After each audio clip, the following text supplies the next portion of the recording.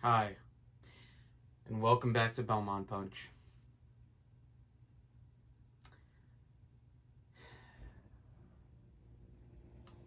Dehumidifier.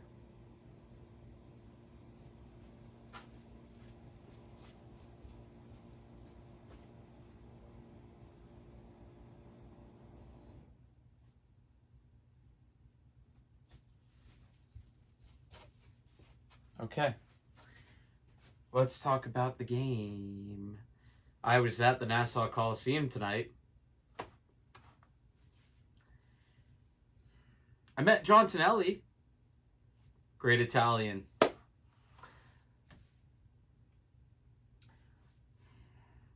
So, 45 seconds into the game, the Islanders give up a goal to Steven Stamkos. It was a bad bounce, but there would be many more to come. And the Islanders can't just fall back on a few bad bounces.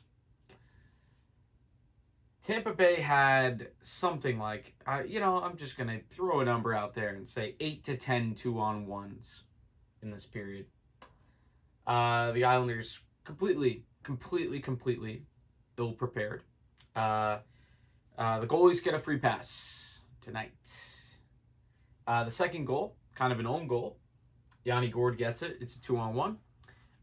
Created by the Islanders not getting the puck out of the zone. Not much the goalie could do. And I don't even think Andy Green played it too badly. That is on the forwards not getting it out. Leo, Pageau, 2-0. Killorn gets a weird one. Starts with not taking care of the puck, as many of the goals did tonight. And that can be attributed to both Islanders' sloppiness and Tampa Bay, taking advantage. When you are given a gift, you can screw it up. The Islanders had a couple tonight. Well, in a second, we'll talk about it. Anyway, Killorn gets that third. Weird bounce, unfortunate. But like I said, starts with Pulock giving the puck away on the half boards. Creates a chance the other way. And against an offensive juggernaut, not going to work. So 3-0 there. And I did notice something that I thought the Islanders could maybe exploit if they were interested in showing up tonight at any point. They were not, which was that Tampa Bay, after they went up 3, even late first period, a few wayward passes, a little bit lackadaisical, probably sensing that they had it already through 1. And I didn't give up through 1. It was bad. Oh, it was bad. But my justification at that point was just meeting John Tonelli. That was it. No, my justification at that point was I know we're different teams, and I know Tampa has a better offense, but I have seen this Islander team come back from 3 before. I think of against Philly. I know that was regular season, but that was a Philly team that made the playoffs that year. I've seen the Islanders come back from 3 before. I've seen a Jack Capuano team do it. Much different team. This Islander team doesn't have that offensive capability. Usually has better defense than that team. Not tonight. Like I said, a couple wayward passes. I can think of one that got dropped. And Leo, not the fleetest of foot, couldn't get to it first off a drop pass by a Tampa player in front of their own goalie. But Tampa could kind of do that kind of stuff because it was over early in the second. A power play goal from Stamkos. The Islanders, some stupid penalties. Barzal gets kicked out at the end of the second. Clutterbuck takes a dumb penalty.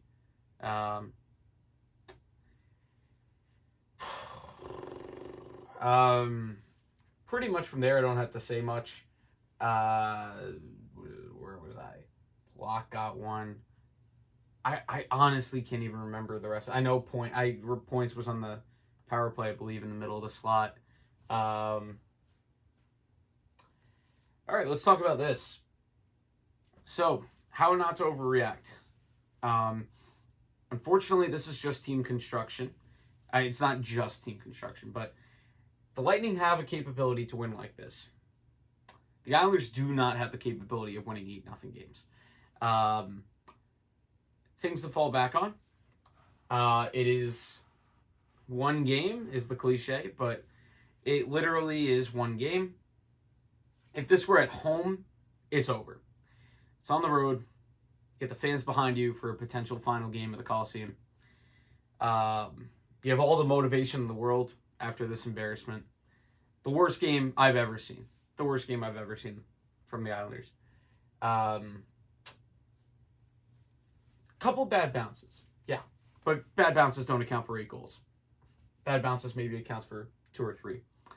The Isles never got really anything to the net. The early second period flurry. If it was going to happen, it would have been, Bailey or Brock has to score there.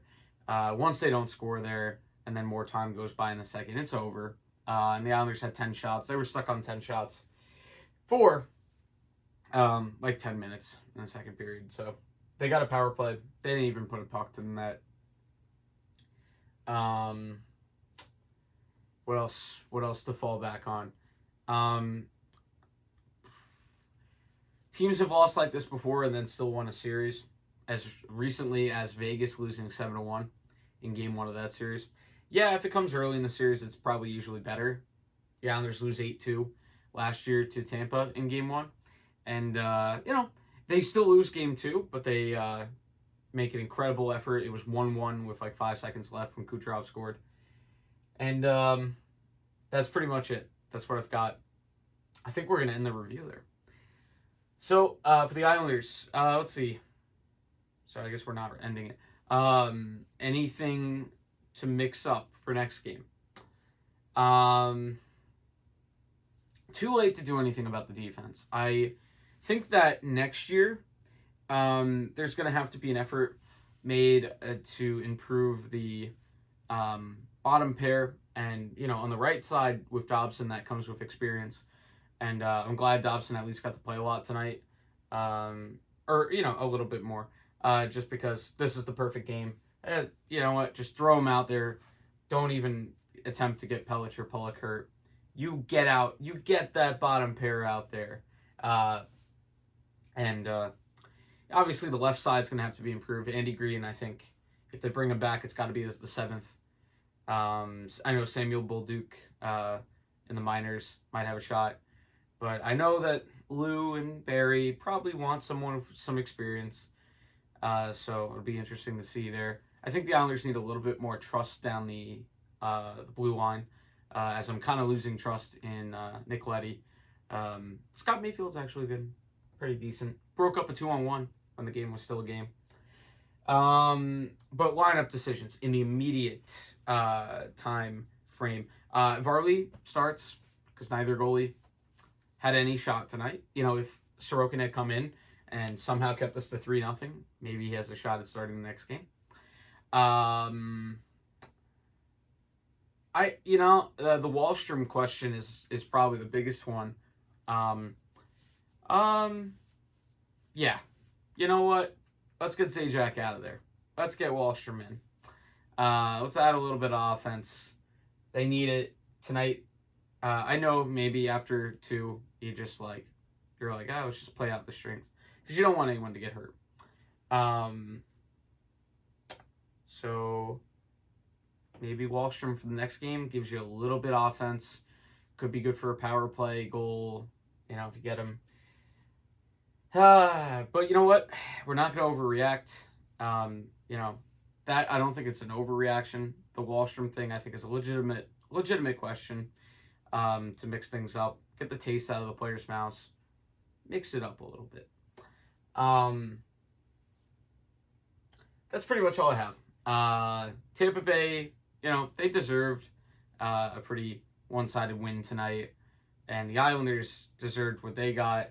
And now it's a matter of keeping their tempers in check and staying focused for the next game. I think Tampa maybe comes out and they try to agitate the Islanders early in the next game, get on them a little bit.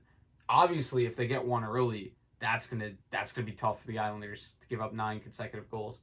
That's it. That's all I've got. I'm not gonna overreact. Not gonna basically just use the crowd. Use the crowd, Islanders. Get some hits early. Some clean hits that get the crowd going without you going into the box. Yeah, continue maybe that musical chairs between Palmieri and Komarov. And, as needed, get Palmieri on that top line. That's what I've got. For Barzy specifically, because I know he's got a bit of a temper, just focus up, man. Focus up. Don't get drawn into anything. Can't give them power plays. That's it. I was going to do a meme video, but I'm okay with this. Not the game. With this.